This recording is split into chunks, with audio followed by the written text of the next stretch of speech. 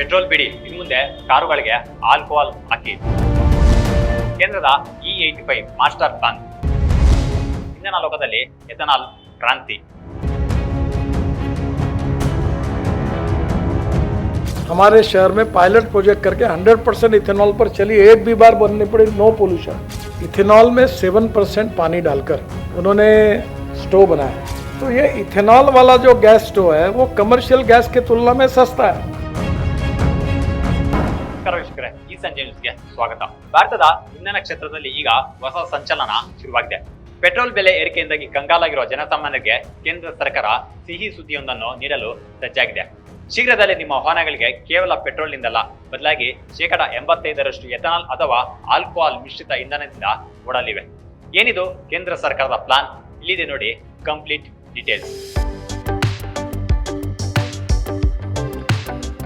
सबके two wheeler तैयार है 100% इथेनॉल पर, और शुगर फैक्ट्री को मैंने कहा कि तुम इनकी एजेंसी ले लो और तुम ही तुम्हारा इथेनॉल कंज्यूम करना शुरू करो।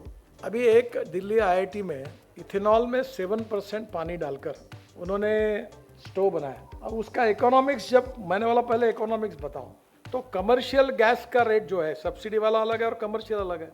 तो ये इथेनॉल वाला जो गैस स्टोव है वो कमर्शियल गैस की तुलना में सस्ता है। तो वो अगर बड़े बड़े स्टोव बना कर अगर इथेनॉल देते वो सिलेंडर में हम लोग, तो इथेनॉल उसमें यूज होगा।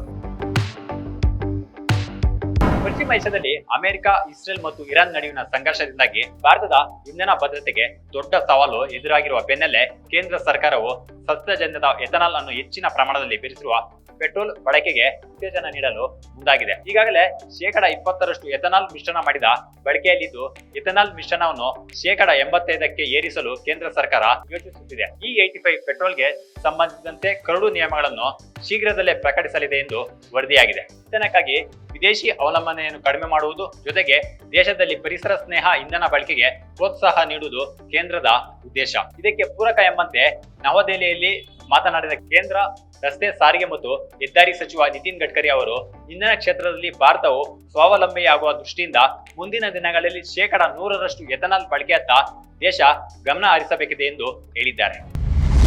ಏನಿದು ಎಥನಾಲ್? ತಯಾರಿಕೆ ಹೇಗೆ?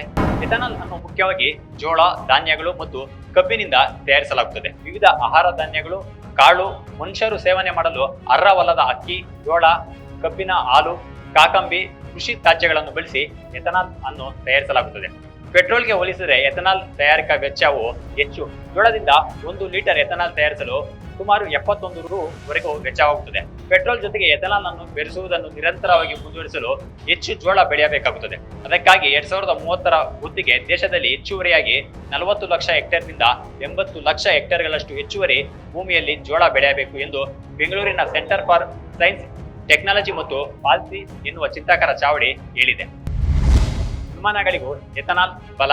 ಎಥನಾಲ್ ಕೇವಲ ರಸ್ತೆಗಿಳಿಯುವ ವಾಹನಗಳಿಗೆ ಮಾತ್ರ ಸೀಮಿತವಾಗಿಲ್ಲ. ಇತ್ತೀಚಿನ ಕೇಂದ್ರ ಸರ್ಕಾರದ ಅಧಿಸೂಚನೆಯಂತೆ ವಿಮಾನಗಳ ಇಂಧನದಲ್ಲೂ ATF ನಲ್ಲೂ ಎಥನಾಲ್ ಮಿಶ್ರಣ ಮಾಡಲು ಅನುಮತಿ ನೀಡಲಾಗಿದೆ. ಮಾಲಿನ್ಯವನ್ನು ಕಡಿಮೆ ಮಾಡಲು ಮತ್ತು ವಿಮಾನಯಾನ ವೆಚ್ಚವನ್ನು ತಗ್ಗಿಸಲು ಇದು ದೊಡ್ಡ ಮಟ್ಟದ ನೆರವು ನೀಡಲಿದೆ. ರೈತರಿಗೆ ಲಾಭ, ಪರಿಸರಕ್ಕೆ ಹಸಿರು. ಈ ಎಥನಾಲ್ ಉತ್ಪಾದನೆ ಆಗುವುದು ನಮ್ಮ ರೈತರು ಬೆಳೆಯುವ ಕಬ್ಬು, ಮುಸುಕಿನ ಜೋಳ ಮತ್ತು ಆಳದ ಧಾನ್ಯಗಳಿಂದ. ಇದರಿಂದ ರೈತರಿಗೆ ಹೆಚ್ಚಿನ ಆದಾಯ ಸಿಗುವುದಲ್ಲದೆ ಪರಿಸರಕ್ಕೆ ಹಾನಿಕಾರಕವಾದ ಕಾರ್ಬನ್ ಹೊರಸೂಸುವಿಕೆಯು ಕಡಿಮೆಯಾಗಲಿದೆ. ಕರ್ನಾಟಕದಂತ ಕಬ್ಬು ಬೆಳೆಯುವ ರಾಜ್ಯಗಳಿಗೆ ಇದು ಆರ್ಥಿಕವಾಗಿ ದೊಡ್ಡ ವರದಾನವಾಗಲಿದೆ. ನಿಮ್ಮ ವಾಹನಗಳಿಗೆ ಇದು ಸೂಕ್ತವೇ? ಆದ್ರೆ ಒಂದು ವಿಷಯ ನೆನಪಿರ್ಲಿ, E85 ಇಂಧನವನ್ನು ಎಲ್ಲಾ ವಾಹನಗಳಿಗೂ ಹಾಕುವಂತಿಲ್ಲ. ಅದಕ್ಕೆಂದೇ ವಿಶೇಷವಾಗಿ ತಯಾರಿಸಲಾದ ಫ್ಲೆಕ್ಸ್ ಫ್ಯೂಯಲ್ ಇಂಜಿನ್ಗಳ ಅಗತ್ಯವಿದೆ. ಸಾಮಾನ್ಯ ಇಂಜಿನ್ಗಳಿಗೆ ಈ ಇಂಧನ ಹಾಕಿದರೆ ಇಂಜಿನ್ ಫ್ರೀಸ್ ಆಗುವ ಸಾಧ್ಯತೆ ಇರುತ್ತದೆ. ಹಾಗಾಗಿ ಮುಂಬರುವ ದಿನಗಳಲ್ಲಿ ವಾಹನ ತಯಾರಿಕಾ ಸಂಸ್ಥೆಗಳು ಈ ಹೊಸ ತಂತ್ರಜ್ಞಾನದ ವಾಹನಗಳನ್ನು ಮಾರುಕಟ್ಟೆಗೆ ತರಲಿದೆ. ಈಡೇರುವುದೇ ಭಾರತದ ಉದ್ದೇಶ. ಭಾರತ ಪ್ರತಿ ವರ್ಷ 22 ಲಕ್ಷ ಕೋಟಿ ಮೌಲ್ಯದ ಇಂಧನವನ್ನು ಆಮದು ಮಾಡಿಕೊಳ್ಳುತ್ತದೆ. ಎಥನಾಲ್ ನೀತಿಯಿಂದ 10 ವರ್ಷಗಳಲ್ಲಿ ಅಂದ್ರೆ 2015ರಿಂದ 2025ರವರೆಗೆ 1.6 ಲಕ್ಷ ಕೋಟಿ ಮೌಲ್ಯದ ಕಚ್ಚಾ ತೈಲ ಆಮದು ಮಾಡಿಕೊಳ್ಳುವುದು ಕಡಿಮೆಯಾಗಿದೆ ಮತ್ತು 5.44 ಕೋಟಿ ಟನ್ ಇಂಗಾಲ ಹೊರಸೂಸುವಿಕೆ ತಗ್ಗಿಸಲಾಗಿದೆ ಎಂದು ಕೇಂದ್ರ ಮಾಹಿತಿ ನೀಡಿದೆ. ಆದರೆ ಈ ಅವಧಿಯಲ್ಲಿ ಎಥನಾಲ್ ತಯಾರಿಕೆಗಾಗಿ ಜಾನುವಾರುಗಳಿಗೆ ಬಳಕೆ ಆಗಬೇಕಿದ್ದ ದಾಖಲೆ ಪ್ರಮಾಣದ ಕೊಬ್ಬು, ಜೋಳ ಮತ್ತು ಅಕ್ಕಿ ಬಳಸಲಾಗಿದೆ. ಬದಲಾಗಬೇಕು ಮೂಲಸೌಕರ್ಯ. ದೇಶದಲ್ಲಿ E85 ಪೆಟ್ರೋಲ್ ಬಳಕೆ ಆರಂಭಿಸಬೇಕಾದರೆ ವಾಹನಗಳು ಮತ್ತು ಇಂಧನ ಕ್ಷೇತ್ರದಲ್ಲಿ ಮೂಲಸೌಕರ್ಯಗಳ ಆಮೂಲಾಗ್ರ ಬದಲಾವಣೆ ತರುವ ಅಗತ್ಯವಿದೆ. ಹಾಗಾಗಿ ಈ ನೀತಿ ರೂಪಿಸಿದರೂ ಅದು ಜಾರಿಗೆಗೆ ಕೆಲವು ವರ್ಷಗಳು ಬೇಕಾಗುತ್ತವೆ. ನಮ್ಮ ದೇಶದಲ್ಲಿ ಈಗ ತಯಾರಾಗುತ್ತಿರುವ ವಾಹನಗಳು E85 ಪೆಟ್ರೋಲ್ ಬಳಸುವ ಸಾಮರ್ಥ್ಯ ಹೊಂದಿಲ್ಲ. ಅದಕ್ಕಾಗಿ ಪ್ರತ್ಯೇಕ ಇಂಜಿನ್ಗಳನ್ನೇ ವಾಹನ ಕಂಪನಿಗಳು ತಯಾರಿಸಬೇಕು. ಇಂಧನ ಶ್ರೇಣಿಯ ಎಥನಾಲ್ ತಯಾರಿಕಾ ಘಟಕಗಳು, ಪೆಟ್ರೋಲ್ಗೆ ಮಿಶ್ರಣ ಮಾಡುವ ಘಟಕಗಳು, ಮೂಲ ಸೌಕರ್ಯಗಳನ್ನು ಬಳಸಬೇಕಾಗುತ್ತದೆ.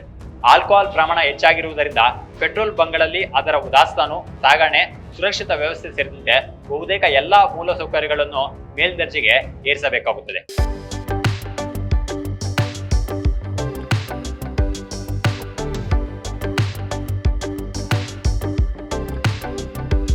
ಒಟ್ಟಿನಲ್ಲಿ ಪೆಟ್ರೋಲ್ ಮೇಲಿನ ಅವಲಂಬನೆ ಕಡಿಮೆ ಮಾಡಿ ದೇಶದ ರೈತರನ್ನು ಬೆಳೆಸುವ ಈ ಎಥನಾಲ್ ಕ್ರಾಂತಿ ಭಾರತದ ಭವಿಷ್ಯವನ್ನು ಬದಲಾಯಿಸಲಿದೆ.